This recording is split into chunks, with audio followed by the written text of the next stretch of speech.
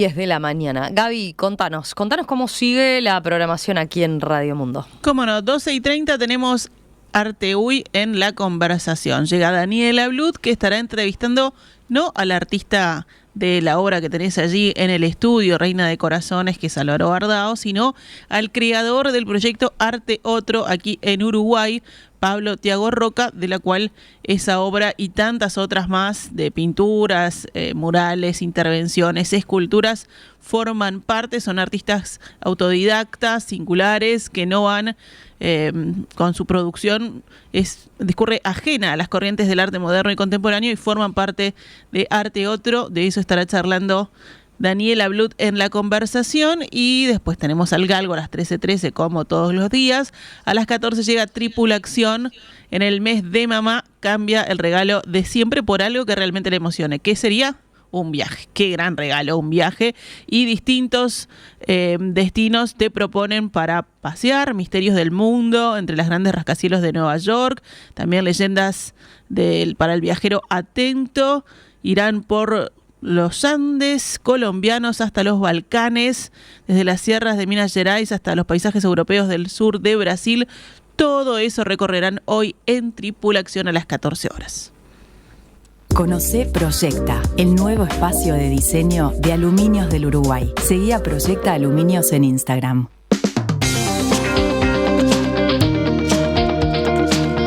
Continuamos en esta tertulia de miércoles 7 de mayo de 2025. Estamos con Tomás Teijeiro, Teresa Herrera, Elena Grauert y Miguel Bresner. Vamos al segundo tema que tenemos para discutir hoy.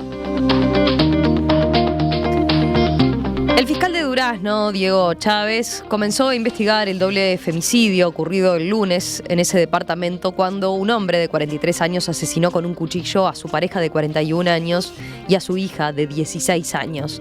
Hirió además a sus otras dos hijas de 9 y 12 años y luego se suicidó. Según explicó el magistrado, el caso se investigará justamente como femicidio. Chávez justificó su voluntad de investigar, pese a que el caso culminará sin una imputación, ya que el culpable murió. De todas formas, el fiscal sostuvo que se debe dar un cierre y una solución adecuada a las niñas sobrevivientes que merecen justicia. Según dijo, la justicia no pasa solo porque al desaparecer el agresor se solucionó el problema, como si uno escondiera o barriera debajo de la alfombra el problema, y acá no pasó nada. Las niñas siguen internadas, estables. La de 9 años está en CTI y la de 12 años en cuidados intermedios, pese a que sufrió 10 heridas de arma blanca. El INAU y otros organismos hicieron ayer un proceso de acompañamiento a estas menores que, debido al hecho, quedaron huérfanas. Consultado por la prensa, ayer el presidente Yamandu Orsi se refirió a este caso. Algunos de nuestros dispositivos evidentemente están fallando. Como Estado estoy hablando, ¿no? No puedes evitar todo, resolver todo, pero capaz que algunas alertas no las vemos y están ahí. Ahí no hay que bajar los brazos tampoco en esto, y siempre pensar que lo que estamos haciendo sigue siendo insuficiente. Este caso, que provoca horror y sensación de impunidad, abre obviamente varias preguntas. ¿Qué se podría haber hecho para evitar esta tragedia? ¿Cómo se puede trabajar en prevención de violencia de género? A ver, ¿qué comentarios les merece? Teresa, ¿querés empezar vos, que lo habías propuesto? Sí, empiezo yo.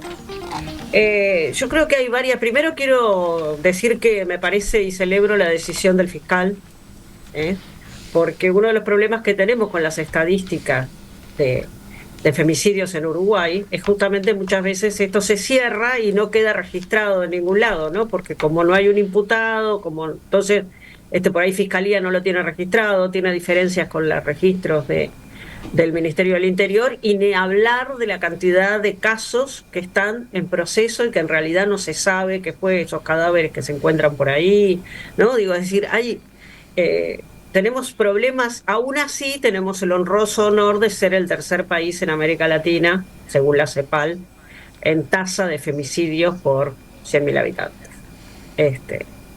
Eso nos pasa y tenemos que ponerlo sobre la mesa y plantearlo. Cuando insistimos que es una emergencia nacional, los datos rompen los ojos, ¿no? Y es importante también esto vinculado a la prevención. Ya lo han dicho otras personas en estos días, el hecho, y lo dice muy bien el fiscal, el hecho de poder reconstruir el proceso también ayuda a la prevención. ¿Cuáles fueron las señales que no se vieron? ¿Cuáles fueron los planteos? Sabemos que hubo una denuncia, dos denuncias, una en el 2016 y otra en el 2017, por maltrato a la criatura de 16 años, que, como si esto fuera poco, tenía una situación de discapacidad. Entonces, ¿qué pasó? ¿Por qué no se hizo un seguimiento de esto? ¿Qué pasa con esos vecinos que dicen, ay, eran tan divinos, se llevaban tan bien? A ver, un hombre no se levanta una mañana y mata a su familia porque sí. Tenemos mucha evidencia, tanto aquí como en el exterior, de que la violencia doméstica, porque en este caso fue violencia doméstica, es un proceso, no se da de un día para el otro. Es mentira que es un arrebato de locura o cosa por el estilo. Entonces, ¿qué fue todo lo anterior que no se vio o que no se quiso ver o que está naturalizado? Porque el problema que tenemos, y esa es la verdadera batalla cultural, es la naturalización de las relaciones violentas, la naturalización de los dominios de unos sobre otros, la naturalización del maltrato. Entonces, en principio lo que tenemos que hacer es pensar en eso y cumplir la ley. La ley 19.580 dice claramente que estos temas se tienen que enseñar desde la escuela, desde jardinera. Romina debe estar harta de oírme decir esto, pero y sin embargo no se implementa. Tenemos una ley integral de educación sexual que tampoco se implementa y que también está muy vinculada a estos temas. Entonces, en la medida, tenemos una facultad de Derecho donde no se enseña sistemáticamente, una facultad de Medicina donde no se enseña sistemáticamente todas estas problemáticas. Y después oímos, así como oímos a este fiscal muy bien ubicado, oímos después otras barbaridades que nos ponen los pelos de punta. Entonces, realmente, a mí me parece que hablábamos yo hablaba en el tema anterior, la necesidad de implementar políticas públicas basadas en la evidencia y serias. Bueno, eso es lo que nos falta. No tenemos políticas públicas basadas en la evidencia. Tenemos una ley sin presupuesto, por ejemplo. Y lo dejo acá porque si no me como toda la tertulia. Elena, Tomás. Sí, yo estoy de acuerdo con Teresa en cuanto a la decisión del fiscal de investigar las razones, porque hay que dar respuestas. Hay que dar respuestas a la familia primero, a esas niñas que quedaron tan desamparadas y en una situación tan espantosa, y a la sociedad también. Ahora, yo lo que creo es que no es muy difícil prevenir este tipo de cosas desde el Estado. Si bien lo que hay que hacer es, sí, políticas públicas de buen relacionamiento, de educación, de contención. Yo no sé, evidentemente, como dice Teresa, no se levanta una persona y mata a toda su familia de un día para otro, pero sí creo que tiene que tener un estado de locura, por decir, porque no es normal que esas reacciones. O sea, sí que hubo dos antecedentes, habría que haberlo seguido. Quizás no tenían los apoyos para tener una persona con ciertas discapacidades. Hay muchos problemas que pueden tener que ver con esa situación, y hay que estudiar el tema con muchísima objetividad, creo yo, cuando se estudian esto, con mucha imparcialidad. O sea, imparcialidad en el sentido de tratar de ver el fondo del asunto. Porque lo primero que uno trata es de buscar un culpable, y entonces ahí ya solucionamos. Y en realidad eso no soluciona el tema. Estos temas se solucionan primero con una atención muy importante a esas niñas, después en la escuela enseñando cómo deben ser los códigos de conducta entre la gente, también con redes de solidaridad a las personas que tienen una discapacidad, a personas que tienen que cuidar a un discapacitado. La otra vez yo estaba en una reunión y hubo una frase que a mí me quedó de una señora que tenía una hija discapacitada con un problema grave y decía, yo estoy mal porque no hay... ¿Quién cuida al cuidador? ¿Quién cuida al que cuida? Y es un problema que la sociedad no estamos dando una respuesta a cuidar al cuidador. Y eso es uno de los problemas mayores en toda esta, que no hay que perder la perspectiva sobre lo que acaba de pasar. Realmente digo, no creo que haya una solución, debe haber muchas soluciones o debe haber muchas contenciones y muchas políticas públicas a desarrollar rápidamente, ¿no? Tomás. Yo creo que hay que abordar el tema desde una perspectiva humanista, sin duda. Coincido con mucho de lo que dice Elena y lo que dice Teresa. Son cuestiones concernientes a la propia naturaleza humana.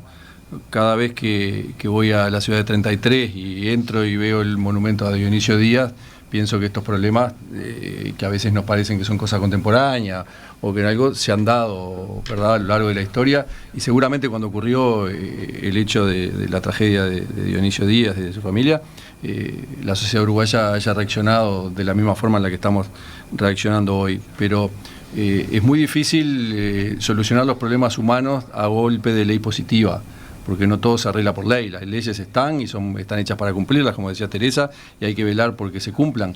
Pero más allá de las bondades o no que puedan tener las diversas leyes, yo creo que hay una cuestión de fondo que es la perspectiva humana. En la perspectiva humana es la que hay que atender el problema de las niñas, como creo que de manera prudente, diligente y excelente lo hizo el fiscal, pero también pensar también en términos generales cómo se pueden precaver estos problemas. Y estos problemas muchas veces son consecuencia de una crisis de valores, de una pérdida de sentido, de una pérdida de sentido de lo trascendente, que hace que las personas a veces no tengamos una brújula que nos marque el norte y las cosas se vayan entreverando. Como decía el presidente en la entrevista que pasaban, el Estado tiene que tratar de estar en todos lados, pero obviamente no va a poder estar presente para poder prever o solucionar todos los problemas. Entonces el trabajo que se puede hacer en que la educación brinde valores de educación a la uruguaya, no estoy proponiendo ninguna educación distinta, ¿no?, pero que sí de una educación fijada en valores, donde el trato sea humano, donde el respeto, la consideración,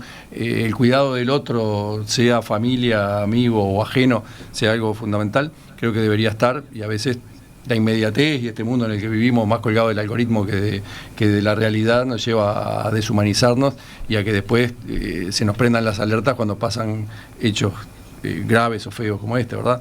Pero creo que más allá de lo que podamos hablar hoy, lo que sí podríamos poner el foco cada uno en ver es cómo poder ayudar a estas dos nenas que quedaron en esa situación de vulnerabilidad en todo sentido, porque hay que ver, pobrecitas, cuando caigan en la realidad donde van a estar paradas. Teresa. No te estamos escuchando, a ver. Está silenciada, creo. Yo hablaba de cuál era la batalla cultural real, no la que dice Milei o cosa por el estilo, ¿no? Y voy a hacer ejemplos de esa batalla cultural real. ¿Qué es lo normal? Hay un libro famoso de Miguel Llorente, un médico español, cuyo título es Mi marido me pega lo normal, que se lo dijo una paciente. Y mira, a la medida que no miremos que para algunos lugares es normal, para algunos lugares es normal también pensar que, bueno, que es un arrebato de quién sabe qué. Este señor, si tenía que cuidar a una hija discapacitada, bueno, era la excepción que confirma la regla. Los datos de cuidado en este país son bien claros de que los cuidados responden a las mujeres, en su inmensa mayoría. Yo no he visto que ninguna tenga una reacción de este tipo porque tuvo que cuidar. Entonces, a mí me parece que tenemos que reflexionar más profundamente, tenemos que pensar más profundamente qué roles le estamos asignando a los varones y a las mujeres en nuestra sociedad, que vienen ancestralmente, ¿no? Porque alguien dijo también por ahí, bueno, pobre, estaba desocupado y entonces tenía que ocuparse de la... ¿Y eso justifica? No. También mucha evidencia, la inmensa cantidad de evidencia, demuestra que los casos donde está involucrada la salud mental en este tipo de casos son los menos. alivia mucho pensar estaba loco. Alivia mucho, pero la verdad no es así. La verdad es que para muchos esto es lo normal. Y por eso la familia, los que rodean y todo lo demás, después dicen, ay, pero yo no me di cuenta. Y claro, no me di cuenta porque no miré como debía mirar. Y no es una política que sea imparcial, tiene que ser una política que tenga perspectiva de género, que entienda cómo se dan estos procesos. Nosotras nos negamos a pensar que esto no es prevenible. Sí, claro que es muy prevenible, son todas muertes evitables. Son muertes evitables en la medida que como sociedad y como gobierno, por supuesto que la comunidad tiene un rol importantísimo que jugar en esto. Como comunidad y como Estado tenemos que tener perspectiva de género. Y esa es la forma de prevenir. Insisto, no lo tenemos en ningún nivel, porque no lo tenemos en la educación, no lo tenemos en los presupuestos, Entonces, también hay muchos discursos muy lindos, después decimos, ay, qué horrible lo que pasó, etcétera, etcétera. Pero ¿y cuál es el seguimiento? Y no quiero hablar de otros temas que todos hemos visto y conocemos, claro, que los hablamos además cuando pasan estas cosas, ¿no? No hablemos de las gurisas que están al cuidado del INAU y que se escapan o que se van y que nadie sabe dónde están. No hablemos de lo que es las cifras espeluznantes del CIPIAF. Teresa, a ver, capaz que para retomar algo de lo que dijiste, tengo mensajes acá de los oyentes que plantean cosas interesantes. Hay quien pregunta, y dado que ejemplificaste en otros casos, capaz que se puede también bajar a tierra. ¿Qué quiere decir perspectiva de género en este caso desde el Estado? Que hay que adoptar perspectiva de género. Pregunta este oyente. Adoptar perspectiva de género quiere decir mirar las problemáticas desde el punto de vista de género. Por ejemplo, sistema de cuidado. Por ejemplo, siempre se recarga en el rol de las mujeres. Por ejemplo, desde cómo se construyen las ciudades, cómo se planifica el transporte, cómo se... es decir, ver todas las variables que tienen que ver con qué roles estamos adjudicando a mujeres y varones en nuestra sociedad. Perspectiva de género implica, por ejemplo, analizar cómo son los tipos de mensajes que se dan. Ustedes vieron, mire, se los voy a decir con un ejemplo que creo que a todos nos va a quedar claro. ¿Ustedes se dieron cuenta cómo ha cambiado la publicidad con respecto al cuidado del hogar? ¿Se acuerdan que antes venía el señor Mr. Músculo, verdad? Y le decía a la señora, mirá, acá te traigo para que limpies, Y le decía... ¿Ustedes vieron que hay un viraje en la publicidad que ahora limpia la familia, que tenemos... Bueno, eso es perspectiva de género. ¿Está? Es entender que no hay roles de varones y mujeres. No es que el macho tiene que ser el proveedor y la mujer tiene que ser la que esté en la casa cuidando a los nenes. A ver. Esto es perspectiva de género, es entender que no hay roles prefijados de que la casa es de todos, la casa la tenemos que cuidar entre todos, la casa... Todos vivimos en una casa, es decir, porque tenemos que empezar desde ese ABC, a respetar las diferencias, por supuesto que las hay, pero eso no significa que el nene tiene que ir a jugar al fútbol mientras la nena ayuda a la mamá a hacer la cama. Y no significa, con esto termino, que cuando hacemos una ley, no miremos con lentes de género y veamos, a ver, esta ley, ¿qué efectos tiene para varones y qué efectos tiene para mujeres? ¿Qué efectos? Porque todos los efectos son diferenciales. Eso es mirar con perspectiva de género. Veo mensajes de los oyentes y hay varios que dicen, yo creo que el tema es una cuestión de salud mental, más parecido a lo que decía Elena. Hay otros que dicen, como Germán dice, son locos, entre comillas, sí, pero no se cuelgan de un árbol, ¿no? Sino que le genera el daño a su familia. Sí. Elena, a ver, sobre ese punto, respecto a lo que decía Teresa también. Yo en eso discrepo, yo creo que hay momentos de locura y evidentemente para llegar a ser un asesinato masivo como hizo este señor, porque la idea era matar a todas, es un momento de de furia. Digo, si locura atempera la culpa del Señor, no es que yo la quiera atemperar, pero simplemente no es un estado normal que una persona hace cosas y después se suicida, porque él a su vez se autoinflige un daño. Entonces, no hay, cuando terminan estas cosas en suicidio, hay que estudiarlas dentro de ese contexto, y no es perder la perspectiva de género, para nada, es simplemente estudiar las cosas de acuerdo a los hechos.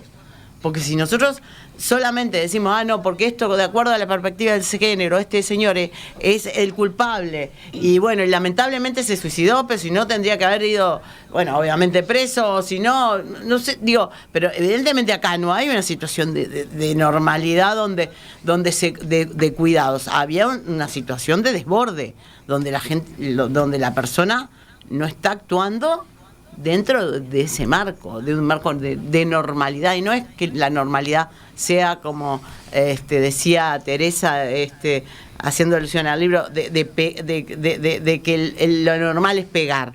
Yo no sé cuál es el contexto, yo lo que digo es, hay que estudiar, hay que saber, hay que investigar cuál era la problemática de esa familia para darle una respuesta, sobre todo a las víctimas, que son las dos chiquitas estas que están vivas. Pero no es perder la perspectiva de género. Para que acá me está pidiendo la palabra Miguel también, que no habló todavía. No, a ver, yo del punto de vista humano no puedo entender, me supera, es algo choqueante. La única reflexión, sin meterme en lo que ni dice ni Teresa ni Elena, pienso que vivimos en una sociedad donde la violencia es más aceptada. Entonces, lamentablemente hay un tema ahí de que el culto a la violencia o las respuestas violentas, o sea, tienen todas explicación, tienen todas cosas. Y bueno, dentro de la locura que hizo este hombre, digamos, algo insano tenía, no me cabe la menor duda, pero creo que el alcance muchas veces es porque, digamos, se copia, se ve otras cosas en otras partes del mundo, se ve situaciones, o sea, inentendibles. Bueno, esto es inentendible. También es inentendible que una persona entre a una escuela en Estados Unidos y lee. Es absolutamente inentendible. Y pasa. Entonces, a medida que pasan muchas cosas y que, si bien todos estamos en contra de la violencia, de alguna manera la toleramos para algunas cosas más que para otras, va deteriorando. Sí creo que el Estado tiene que empezar a tomarse en serio, investigar esto, me parece brutal, y tratar de ver qué deberíamos haber hecho para que no pasara, ¿no? Tomás, ¿te quedó algo? No, yo insisto con la perspectiva humanista y la educación en valores y en un sentido de lo trascendente, que cada uno le podrá dar el contenido que quiera, pero que lleva muchas veces a tener barreras para este tipo de cuestiones, porque la violencia familiar no es de ahora, no se inventó hace 10 años, uno lo ve en textos antiquísimos, y entonces es algo lo que hay que estar pendiente y estar pendiente de las normas, pero ser conscientes, insisto, como dice el presidente, que las normas tampoco solucionan la vida. El derecho positivo no lo es todo, no se arregla la vida de las personas a golpe de ley. Las leyes tienen que estar y tienen que hacerse cumplir, pero implica otras cuestiones que como sociedad creo que son más profundas, y creo que este hecho lamentable nos vuelve a llamar la atención sobre reflexionar en estas cuestiones. Apunto, porque hoy lo comentábamos más temprano, cómo se resolvió la situación en cuanto a la contención a esas niñas, ¿no? Que es un aspecto que todos hemos mencionado en las intervenciones. Bueno, la presidenta del INAU, Claudia Romero, se refirió ayer a lo que va a ser el acompañamiento para las dos niñas, las hermanas de 9 y 12 años, que son las que sobrevivieron al ataque de su padre.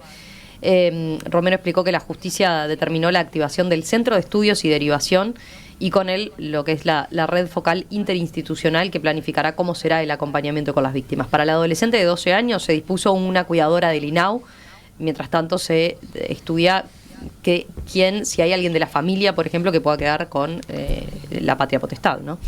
Y a cuidado de esa persona de la familia. Pero mientras tanto se dispuso una cuidadora del INAU. Y el trabajo además con el programa de escuelas disfrutables de primaria de Montevideo y de Durazno. Y respecto a la niña de 9 años que está internada en el CTI en Canelones, se trabaja en reuniones con referentes del programa Vida Libre de Violencia y el Sistema Integral de Protección a las Infancias y Adolescencias de Durazno y de Canelones, para también darle esa contención. ¿Quedó algo más? Sí, que no sí, se yo olviden de tenía esas un chicas. par de también, cosas ¿no? más para porque decir. muchas veces pasan estas cosas, se dice todo esto y después el Estado un poco, claro, se aflojan los controles. Y que no se olviden que son hermanas. Y hay que atenderlas para pensar en durante el futuro toda de su ellas, vida. sí. Hay que pensar, el tratamiento tiene que ser muy, muy, muy humano, muy de cerca y de mucha cercanía con ellas, ¿no? ¿Qué, Tere, qué ibas a decir? Sí, digo, esas dos gurisas obviamente van a tener un estrés postraumático tremendo, ¿no? Digo, y eso digo, hay que seguirlo seguramente casi que de por vida. Sí. Me gustaría decir algunas cosas más con respecto a esto, además. Me gustaría decir que la etiología de este tipo de violencia no es la misma que la etiología del señor que va a balear en los centros educativos en Estados Unidos. Por eso yo rescataba la importancia del trabajo que va a hacer el fiscal ahora, porque justamente se trata de buscar la etiología del tema. Yo no digo que todo el mundo reaccione de la misma manera y no estoy negando, cuando hicimos la evaluación de tobilleras, por ejemplo, siempre dijimos que tenía que haber alguien que hiciera un diagnóstico de la salud mental de ese hombre también, incluso como forma de prevención. No estoy negando ese tipo de cosas, pero estoy diciendo que la etiología de esto no es un problema de salud mental. La etiología de esto es un tema cultural, que después se actualiza en el que pega la cachetada o en el que da el balazo. Pero es un tema cultural. Y como tal nos compete a todos y a todas. Y a mí me parece que eso es lo que tenemos que asumir, porque siempre una siente como que la gente lo mira de afuera y dice, le pasa a otros, ¿no? Yo me acuerdo que mi primer libro se llamaba Los hijos de los otros, porque en general la gente siempre piensa que estas cosas le pasan a otros, hasta que le toca de cerca. Entonces ahí se da cuenta. O piensen, cuando hacemos encuestas, siempre encontramos que la inmensa mayoría de la gente conoce casos de violencia cercanos, sea un vecino, un familiar, un amigo. Piensen, si no conocen casos de violencia, y no estoy diciendo casos de femicidios, de muertes finales, estoy diciendo casos de gente que sabemos que está en esa situación. Y preguntémonos qué hacemos con eso.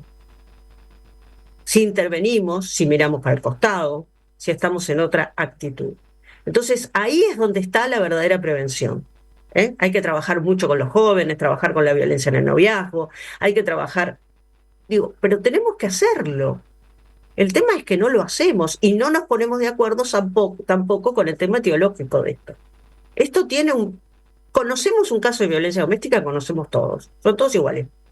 Entonces, en realidad lo que tenemos que hacer es asumirlo como sociedad, insisto, globalmente, tanto en lo educativo, como en lo vecinal, como en lo familiar, como y en la política pública, por supuesto.